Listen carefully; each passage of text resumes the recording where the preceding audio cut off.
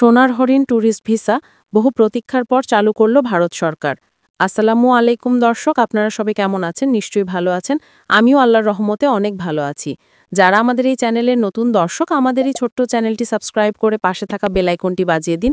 আর যারা ইতিপূর্বে সাবস্ক্রাইব করেছেন তাদেরকে আমার অন্তরের অন্তঃস্থল থেকে শুভেচ্ছা ও ভালোবাসা।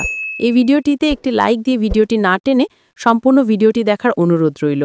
ঢাকা কলকাতা দীর্ঘ প্রতীক্ষার অবসান ঘটিয়ে অবশেষে ভারতীয় ট্যুরিস্ট ভিসা, পর্যটন ভিসা চালুর ঘোষণা করেছে ভারত সরকার। এই খবর ভ্রমণ পিপাসু মানুষদের মধ্যে ব্যাপক উৎসাহের সৃষ্টি করেছে। বিশেষ করে বাংলাদেশি নাগরিকদের জন্য এই ভিসা ছিল যেন সোনার হরিণ। ভারতের এই সিদ্ধান্তের ফলে দুই দেশের মধ্যে পর্যটন ও অর্থনৈতিক আদান-প্রদান নতুন গতি পাবে বলে মনে করা হচ্ছে। তবে দ্রুত এবং সফলভাবে ভিসা পেতে হলে আবেদনকারীদেরকে অবশ্যই নতুন প্রক্রিয়া ও নিয়মকানুন মেনে চলতে হবে। যেভাবে আবেদন করলে ভিসা পাবেন সবাই।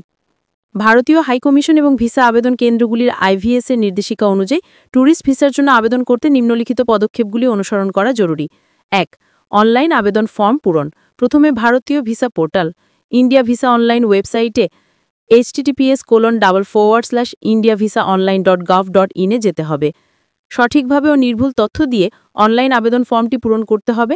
ফর্ম পূরণ শেষ হলে এটি প্রিন্ট আউট বা মুদ্রিত কপি নিতে হবে। ফর্মের নির্ধারিত স্থানে আবেদনকারী স্বাক্ষর দিতে হবে। ২. প্রয়োজনীয় নথিপত্র প্রস্তুত।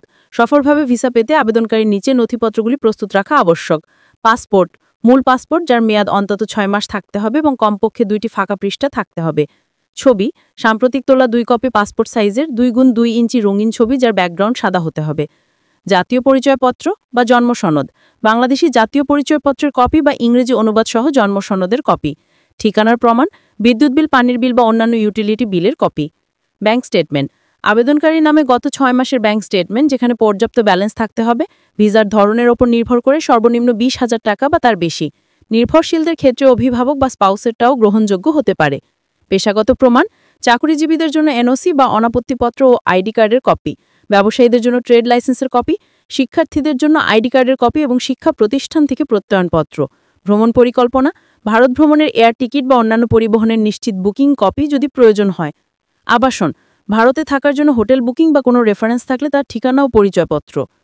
আগের পাসপোর্ট যদি থাকে সব পুরনো পাসপোর্ট জমা দিতে হবে। ৩. অ্যাপয়েন্টমেন্ট বুকিং বা সাক্ষাৎকারের তারিখ। অনলাইন ফর্ম পূরণের পর IVS-এর ওয়েবসাইটে বা BLS ইন্টারন্যাশনাল IBSC বাংলাদেশে গিয়ে অ্যাপয়েন্টমেন্টের জন্য তারিখ ও সময় বুক করতে হবে।